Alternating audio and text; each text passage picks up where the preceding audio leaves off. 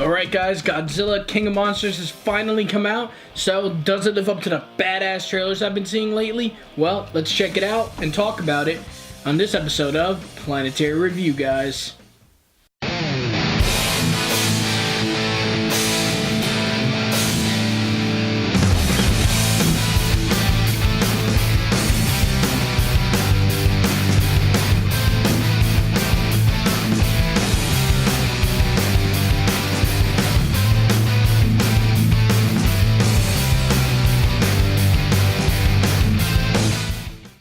What's up guys, like I said, Godzilla King of Monsters finally came out this week, and I was excited about this. I didn't see the first one that came out a couple years ago in like 2015, 2014.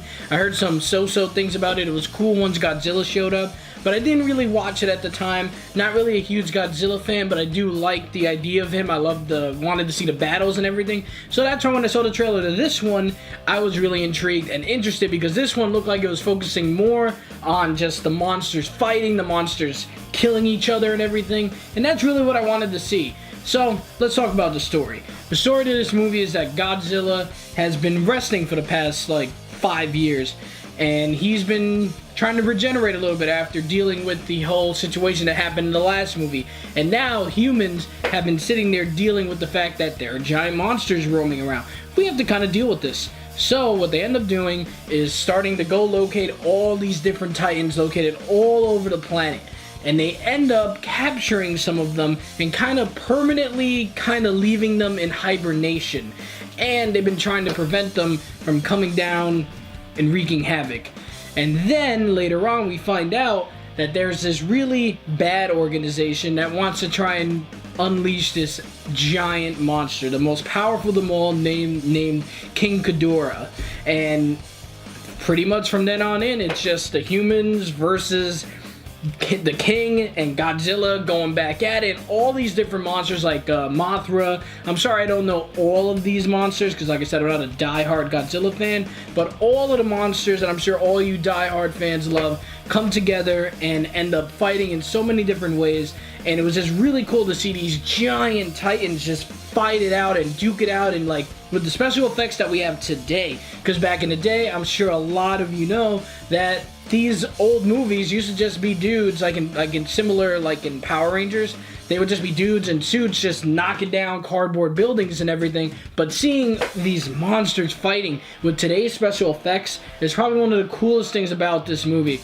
There is some story going on between one of the chicks that was from the first movie that came out and like some kind of family drama, but at the end of the day I really didn't care too much about that. So when it focused on the human drama and the human storyline, I wasn't really feeling it. I mean, the performances were all great. No one performed badly. It's just that when you come to a movie called Godzilla King of Monsters, the real thing that you're here for at this point is watching Godzilla and all these creatures fight it out. So when it would break and give us the storyline about this mom and daughter and dad and their drama going on, maybe if you saw the first movie, maybe you'd care a little bit more.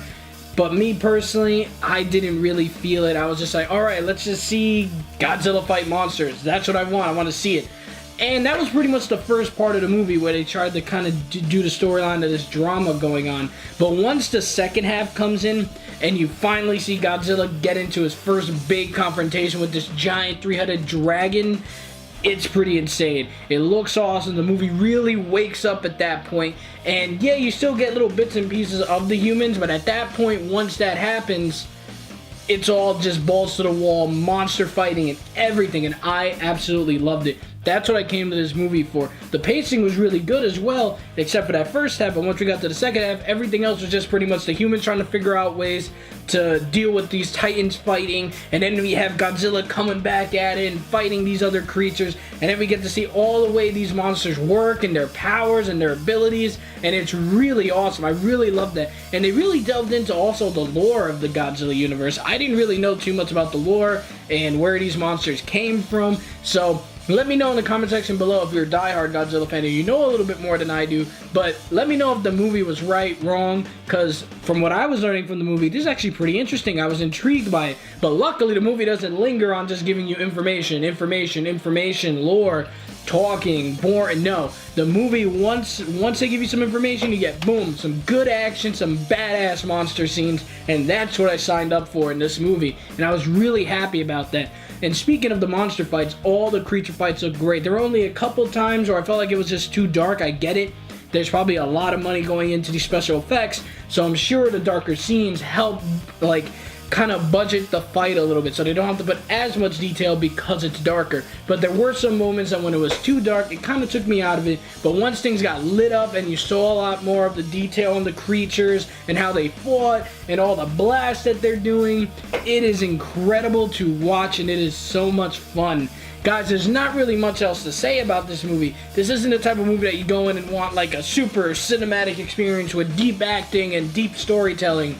No, that's not what you go into this movie for. You go into Godzilla King of the Monsters to see these creatures duke it out, kill each other, help each other, do whatever. And believe me, this movie lived up to that. I had a great time, and I'm sure people who love Godzilla are going to love this movie too. Because at the end of the day, Godzilla King of the Monsters gets a solid A from me, guys. For what it was, it did the job. It did what a Godzilla movie should do, and that's why I'm definitely giving it the A it deserves, because yes, it could have been a little bit better with the human side, but everything else made up for it. All the action, all the lore that you learn about it, and once you start delving more into the details about the monsters and seeing the fights, then the adrenaline starts pumping and everything starts getting amazing. Like I said, the only negative I really had was the first part of the movie where it's just kind of a little bit like, but I was able to look past all that because the rest of the movie made up for it when it came to all these giant fights, and I loved it, guys. Anyway, those are my thoughts on Godzilla. Let me know what you guys thought. Let me know what you diehards thought. I heard a lot of people really enjoyed this movie, especially the people that I went to go see it with. The theater was pumped. Everybody was like screaming when certain things happened, clapping. People loved it. So I'm guessing the diehard fans are really going to be happy with this film. Let me know in the comment section below. But as always, guys, just thank you so much for watching, and actually, we're going to have another movie review next week, obviously. Just going to let you know what that one is. We're going to see if Fox or whoever is in charge, I'm guessing Fox is still in charge of this movie, but if Dark Phoenix ends up being good, I don't know how that's going to end up going. I'm a little skeptical, but that's the next movie I'm going to be reviewing. I'm excited to see it, even though I'm a little meh on how it's going to end up. But guys, as always, thank you so much for watching, and have a great day.